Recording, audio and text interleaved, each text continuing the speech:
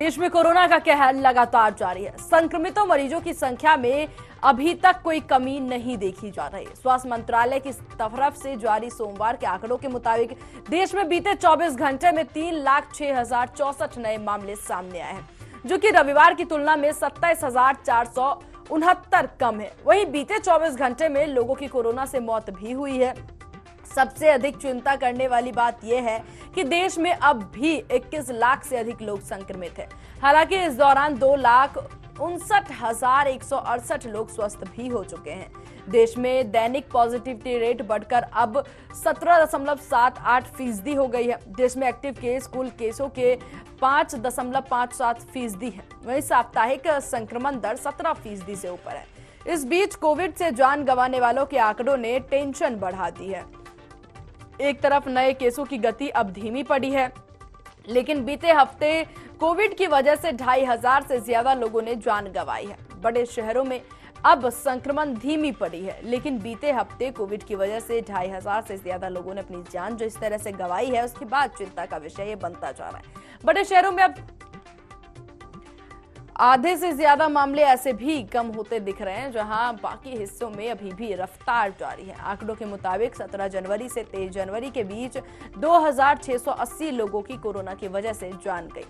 इससे पिछले हफ्ते मौत का आंकड़ा 1,396 था, यानी इस हफ्ते मौत के आंकड़े में 92% की उछाल आई है। हालांकि देखा जाए मामले कम है, लेकिन जिस हिसाब से मौतों का आंकड़ा बढ़ते जा रहा है, साथ ही साथ जो एक्टिव रेट है वो भी बढ़ती जा रही है। कोरोना में सबसे ज्यादा चिंता का विषय यही बनता जा रहा है। कोरोना के मामले दिन प्रतिदिन बढ़ते जा रहे हैं, जो कि काफी डराने वाले ये मामले यहाँ पर सामने आ रहे हैं। ना केवल बड़े बल्कि बच्चों पर भी इसका प्रभाव साफ तौर पर देखा जा रहा है और कोरोना के प्रभाव से कोई भी इस वक्त अछूता नहीं है। कोविड के मामले जिस रफ्तार से बढ़ते जा रहे हैं, उसे लेकर के हर कोई सतर्कता बरतने की बात अपील करता आ रहा है, फिर चाहे वो नेता हो या प्रशासन हो। लेकिन साफ तौर पर देखा जाए ये मामले काफी ज्यादा भयावह स्थिति यहाँ पर उत्पन्न होती जा रही है। देश में कोरोना के मामलों में जिस तरह से कमी देखने को मिली है, उसके बाद भारत में 3,06,064 नए मामले उसके बाद भी सामने आए हैं। कल यानी कि रविवार के मुकाबले कोरोना के 27,469 मामले कम आए हैं, लेकिन फिर भी मामले ज्यादा आए हैं। स्वास्थ्य मंत्रालय ने बताया है कि 24 घंटे में 439 मरीजों की मौत भी हुई है, जबकि 2,43,495 लोग कोरोना से ठीक भी हुए हैं।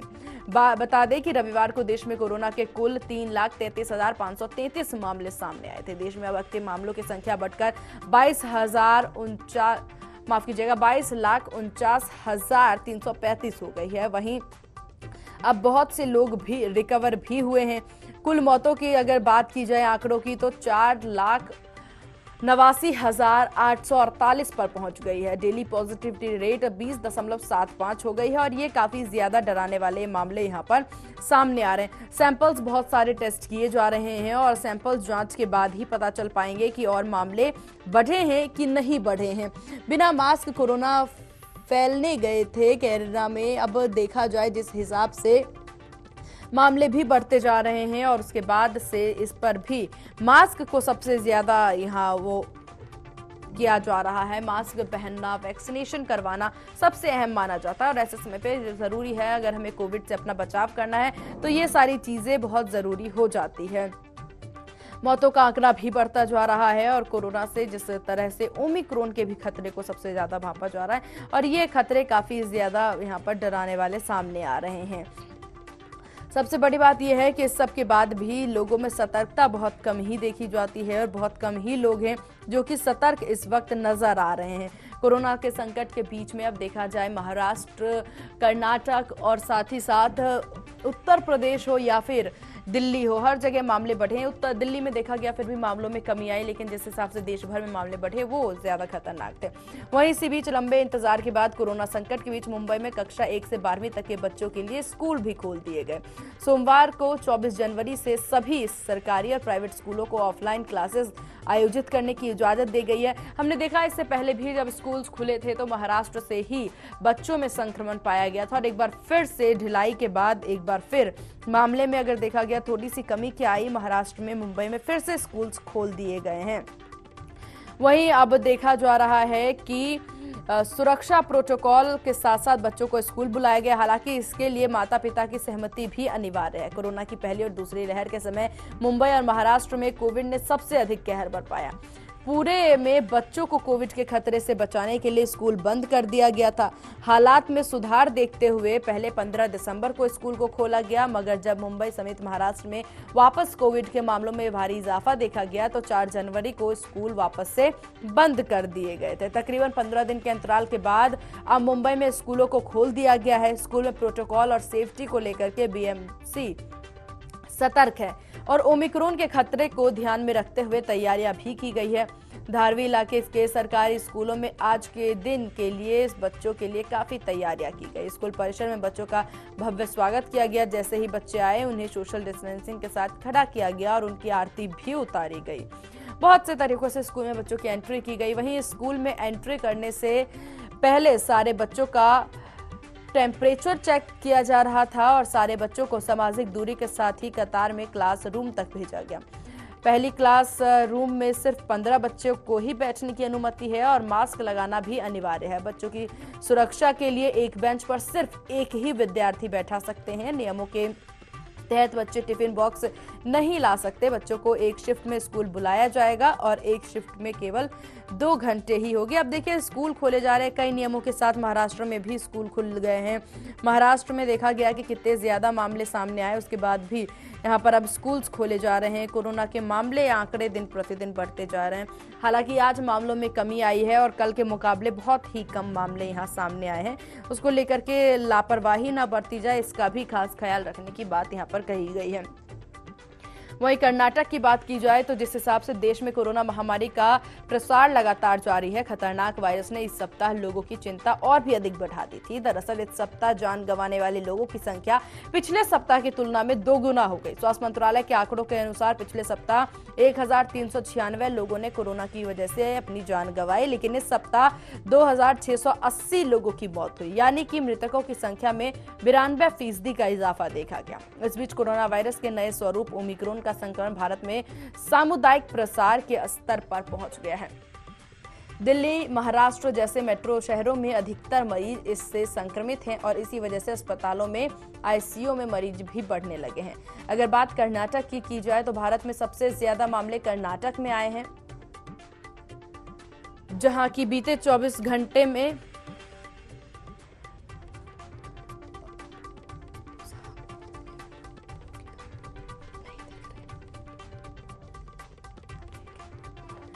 और अब इसी विषय पर ग्राउंड जीरो की रिपोर्ट के साथ सागर हमारे साथ उत्तराखंड से जुड़ गए हैं। उसके बाद उत्तर प्रदेश से हमारे साथ संतोष जुड़ गए हैं। पहले उत्तर प्रदेश का ही रुख करेंगे। संतोष, आप बताइए किस हिसाब से मामले उत्तर प्रदेश में क्या थमे हैं या फिर मामले आज भी उफान पे हैं? देखिए, अगर हम आंकड़ों की बात करें तो आंकड़ों में थोड़ा सा जरूर कमी आई है, लेकिन जिस तरह से अगर हम बात करें तो कोरोना का जो ग्राफ है वो पहले ही इतना बढ़ गया था, इसमें थोड़ा सा जरूर कमी आई है और देखना होगा कि अगर इसी तरह कम आएंगे तो थोड़ा सा बहुत ही अच्छा होगा, क्योंकि लोग जागरूक हो रहे हैं। और निश्चित जिस तरह से कोरोना का आंकड़ा लगातार इतना ज्यादा बढ़ गया था, उसके बाद में थोड़ा सा जरूर गिरावट देखी गई है। पूरे देश में बात करें तो थोड़ा सा कमी आई है, लेकिन फिर भी अभी भी आंकड़े जितने आ रहे हैं वो बहुत ही दयनीय स्थिति में है, ज्यादा मात्रा में है। ऐसे में लोगों को इसी तरह जागरूक होने की आवश्यकता है। जब लोग जागरूक होंगे तो निश्चित जो आंकड़े हैं वो कम होंगे, क्योंकि जब लोग मास्क लगाएंगे, सोशल डिस्टेंसिंग का पालन करेंगे, यानी जो भी कोरोना के गाइडलाइन के नियम है अगर उसका पालन किया जाएगा तो निश्चित कोरोना का जो ग्राफ है वो लगातार कम होगा। और देखना होगा कि और भी कितना कम, क्योंकि जिस तरह से तमाम स्थानों पर स्कैनिंग कराई जा रही है, साथ ही जांच की सैंपलिंग में अगर कोई कमी नहीं होगी तो निश्चित जो कोरोना का आंकड़ा है उसमें जरूर कमी होगी, क्योंकि तमाम तरह से लोग हैं जो अपने आंकड़े को खुद छिपाते हैं। ये सबसे बहुत बड़ी दयनीय स्थिति होती है। तमाम तरह से लोगों को कोरोना के लक्षण मिलने के बाद में भी वो डॉक्टर के संपर्क में नहीं रहते हैं।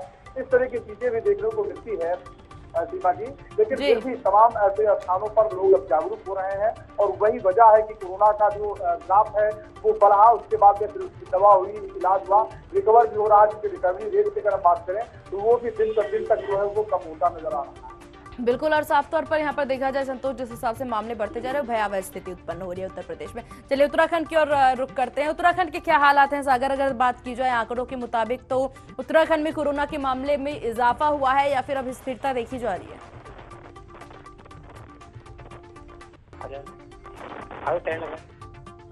4,000 से ज्यादा केसेस सामने आए थे और अगर हम कल के आंकड़े की बात करें तो कल जो है वो 3,727 का आंकड़ा उत्तराखंड में रहा। 5 लोगों की मौत जो है वो कोविड से हुई है।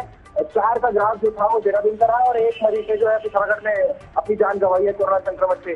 लगातार जो है वो सरकार वैक्सीनेशन की ओर ध्यान दे रही है। प्रदेश में 31,000 एक्टिव केसेस इस वक्त है, तो लगातार जो है वो आंकड़ा बढ़ रहा है उत्तराखंड में। हालांकि डेथ रेट की जरूर कमी आई है। इस वक्त रिकवरी प्रतिशत की अगर हम बात करें तो 88.25% रिकवरी प्रतिशत इस वक्त का है उत्तराखंड में। साथ ही साथ वैक्सीनेशन की तरफ जो है वो ध्यान दिया जा रहा है। 68 लाख लोगों को दोनों डोज लग चुकी है कोरोना की। वहीं 83 लाख लोगों को जो है वो पारंपरिक तौर पर वैक्सीनेट किया गया है। कल जो था वो 15,000 से ज्यादा लोगों को वैक्सीनेशन जो है वो किया गया। लगातार सरकार जो है वो लोगों को यही अपील कर रही है कि लोग सभी नियमों का पालन करें, क्योंकि उत्तराखंड में अभी तक 4 लाख से ज्यादा आ चुका है। 3,53,000 लोग जो है वो ठीक भी हुए हैं। ये राहत भरी बात है, लेकिन लगातार जो है वो आंकड़ा बढ़ रहा है। इसकी तरफ क्योंकि आगामी समय में इलेक्शन भी है, ऐसे में जो है वो ये आंकड़ा की संभावना है। हालांकि प्रदेश में जो है वो रोड शो पर पूरी तरीके से रोक है। नामांकन में जो है वो सख्ती बढ़ती जा रही है, क्योंकि नामांकन की प्रक्रिया जो है वो जारी है। उसको लेकर जो है वो सख्ती बढ़ती जा रही है। लगातार जो है वो लोगों से अपील की जा रही है, राजनीतिक पार्टियों से जो है वो अपील की जा रही है और बंदी से जो है वो लगाई गई है बॉर्डर पर और एयरपोर्ट पर। ठीक, चलिए, तो उत्तराखंड का हाल बताया सागर ने कि किस हिसाब से, हालांकि प्रशासन काफी सतर्क नजर आ रहे हैं, मामलों में गिरावट देखना जरूरी भी है और मौतों का आंकड़ा बढ़ता नजर आ रहा है। चलिए हिमाचल का रुख करेंगे। हिमाचल से हमारे साथ वीरेंद्र बने हुए हैं। हिमाचल के क्या हालात है कोरोना को लेकर के वीरेंद्र? क्योंकि देखिए वहां पर अभी बर्फबारी भी हो रही है, साथ ही साथ कोरोना का कहर किस प्रकार से है? मेरी आवाज पहुंच रही है आप तक? जी सीमा, कोरोना के अगर वहां पर बात की जाए वीरेंद्र, कोरोना की हिमाचल में तो क्या कुछ हालात है? क्या रफ्तार में बढ़त देखी गई है या फिर कोरोना अभी स्थिर है वहां पर हिमाचल में? जी सीमा, कोरोना की अगर बात की जाए, कोरोना का यहाँ पे बहुत कम एक्टिव केस है। यहाँ पे डलहौजी पटना के डलहौजी या डिस्ट्रिक्ट चंबा की बात करें, डलहौजी शहर की बात करें सिर्फ 3 केस इस समय है करीब। बाकी जो यहाँ पे ओवरऑल देखा जाए तो यहाँ के जो प्रोटोकॉल है कोरोना के काफी ज्यादा यहाँ पे फॉलो किए जा रहे हैं, स्थानीय लोगों द्वारा भी और पर्यटकों द्वारा भी। प्रशासन ने भी काफी जो हिदायतें दे रखी हैं और वो भी काफी ज्यादा एक्टिव है इस समय। प्रशासन ने काफी ज्यादा सख्तियां भी कर रखी हैं, बिना मास्क के यहाँ पे घूमने नहीं दिया जाता है और जो भी कोरोना के प्रोटोकॉल है यहाँ पे वो फॉलो किए जा रहे हैं यहाँ पे। जी सीमा, चलिए, तो मतलब प्रोटोकॉल्स फॉलो किए कर रहे हैं, ये ज्यादा अच्छी बात यहाँ पर है। साथ ही साथ चलिए यूपी का रुख करते हैं। उत्तर प्रदेश में भी चुनाव है देखिए संतोष, और चुनाव के मद्देनजर भी देखा जाए डोर टू डोर कैंपेन शुरू हो गया। ऐसे में बहुत से मामले भी सामने आ रहे हैं और अमित शाह के कैराना के मामले को लेकर के भी कई सवाल यहाँ पर उठते नजर आ रहे हैं, क्योंकि वो बिना मास्क के वहां पर देखे थे। मास्क की ही बात कर लेते हैं यहाँ पर, तो कितने लोग जो है वो कोरोना गाइडलाइंस का पालन करते नजर आ रहे हैं उत्तर प्रदेश में? देखिए शिवाजी, अगर हम बात करें तो जिस तरह से शुरुआत में तमाम लापरवाही हो गया है, उसके बाद में भी लोग कहीं न कहीं मास्क का प्रयोग कर रहे हैं। लेकिन अभी भी तमाम तरह से लोग हैं जो बाजारों में चले जाते हैं और वो ये जिस तरह से कोरोना के जो गाइडलाइंस है उसका पालन नहीं करते हैं, बहुत ही दयनीय स्थिति होती है। लेकिन फिर भी प्रशासनिक अमला लगातार लगा हुआ है। उत्तर प्रदेश में जिस तरह से चुनाव की बात करें तो चुनाव है 2022 का जो विधानसभा का चुनाव है उसका बिल्कुल जो है वो बच चुका है। जिस तरह से कल आपने देखा कि किस तरह से डोर टू डोर, अगर हम गृह मंत्री की बात करें तो वो जा करके वहां पर जो है डोर टू डोर कैंपेन का काम जो है वो शुरू हो गया है। ऐसे में तमाम से बड़े नेता जिस तरह से उत्तर प्रदेश में इस समय पूरा डेरा डाले हुए हैं, तो तमाम ऐसे नेता जो है वो उनकी भी अगर हम चेहरे की बात करें तो मास्क नहीं रहता है, जो कहीं न कहीं ये दर्शाता है कि बहुत बड़ी लापरवाही है।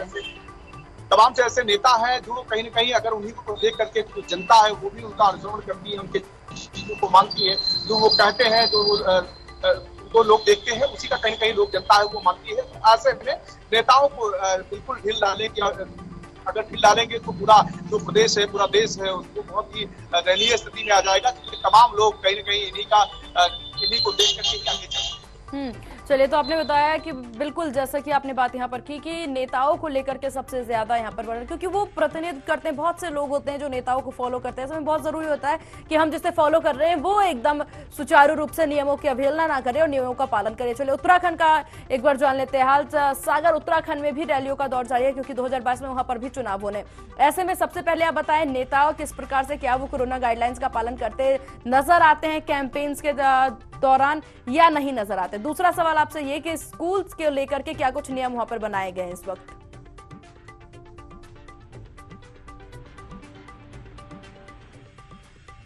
इस सवाल का अगर मैं उत्तर दूं तो पूरी तरीके से जो है वो उत्तराखंड में रैलियों पर बैन इस वक्त किया गया है। रैली और रोड शो जो है वो पूरी तरीके से बंद रहेंगे। 31 तारीख तक जो है वो पूरी तरीके से सरकार द्वारा, इलेक्शन कमीशन द्वारा जो है वो सख्ती के साथ इस गाइडलाइन को फॉलो करने के लिए कहा गया है। तो उसको लेकर जो है, हालांकि नेता जो है वो सोशल मीडिया पर प्रचार कर रहे हैं, लेकिन कोविड की गाइडलाइंस को देखते हुए जो है वो पूरी तरीके से रोड शो पर बंदिशें लगाई गई हैं। और जिस तरीके से उत्तराखंड में कोरोना का ग्राफ बढ़ रहा है, क्योंकि जैसा मैं लगातार बता रहा हूँ कि जैसे एक में कमी आई है, लेकिन ग्राफ जो है उसमें गिरावट कहीं पर भी दर्ज नहीं की जा रही है। पिछला एक हफ्ता जो था वो बहुत भारी रहा उत्तराखंड के लिए।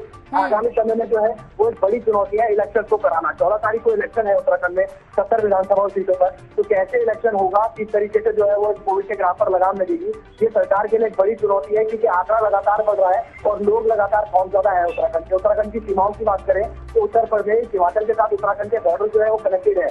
ऐसे में बीते दिनों में देखा गया था कि लगातार जो लोगों की आवाजाही उत्तराखंड में हो रही थी, क्योंकि उत्तराखंड जो है वो पहाड़ी प्रदेश है, पर्यटकों का यहाँ पर आना जाना जो है वो लगा रहता है और ऐसे में टूरिस्ट लगातार उत्तराखंड पहुंच रहे थे। तो इसकी वजह से जो है वो ग्राफ बढ़ा और एक बड़ा कारण जो है उत्तराखंड में बढ़ते हुए ग्राफ का माना गया। लेकिन इस वक्त जो है वो सच्ची कर दी गई है उत्तराखंड में। बॉर्डर पर वैक्सीनेशन का प्रमाण पत्र दिखाना अनिवार्य होगा। एयरपोर्ट पर जो है वो लगातार टेस्टिंग की जा रही है। हालांकि राहत भरी बात यह है कि 90 लाख से ज्यादा लोगों को जो है वो अभी तक उत्तराखंड में टेस्ट किया जा चुका है। 90 लाख से ज्यादा लोग जो है वो उत्तराखंड में टेस्टिंग करा चुके हैं। 4 लाख का आंकड़ा उत्तराखंड में अभी तक सामने आ चुका है। लगातार ये आंकड़ा बढ़ रहा है, तो आगामी समय में चुनौती बन सकता है। जी सीमा, बिल्कुल, ये बहुत चुनौती बन सकता है। ऐसे में अगर स्कूलों की बात की जाए, जैसा कि मेरा दूसरा सवाल था आपकी, महाराष्ट्र की यहाँ पर बात कर लीजिए सागर, तो महाराष्ट्र में स्कूल्स खोल दिए गए। सबसे ज्यादा मामले मुंबई में आए, वहीं पर स्कूल्स खोल दिए गए हैं। और हालांकि उनके द्वारा कहा जा रहा है कि इस पे गाइडलाइंस के तहत ही स्कूल खोले गए। उत्तराखंड की बात की जाए तो उत्तराखंड में स्कूल्स को लेकर के क्या कुछ व्यवस्थाएं हैं? स्कूले बच्चों का आवागमन जारी है? स्कूल्स खुल चुके हैं या नहीं खुले हैं? और खुल रहे हैं तो क्या कुछ सुविधाओं के साथ खुल रहे हैं?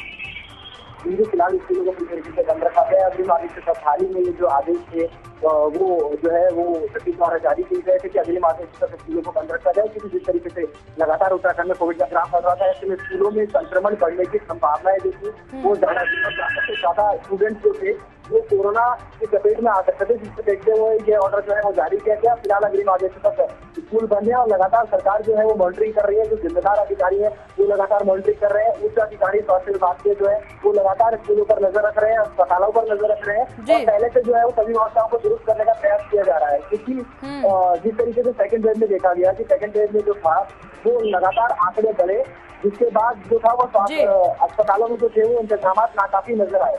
लेकिन इस बार जो है वो सभी इंतजामों को दुरुस्त करने का दावा जो है तो स्वास्थ्य विभाग पहले से कर रहा है और सभी अस्पतालों में। चलिए, तो पूर्णतः तैयारी हो हर जगह पे, यही जरूरी है कोविड के नियमों के तहत। आप दोनों का बहुत शुक्रिया ग्राउंड रिपोर्ट से तमाम जानकारी साझा करने के लिए। तो हमारे साथ रिपोर्टर्स जुड़े थे जिन्होंने तमाम जानकारी यहाँ पर साझा की ग्राउंड जीरो से। और यहाँ से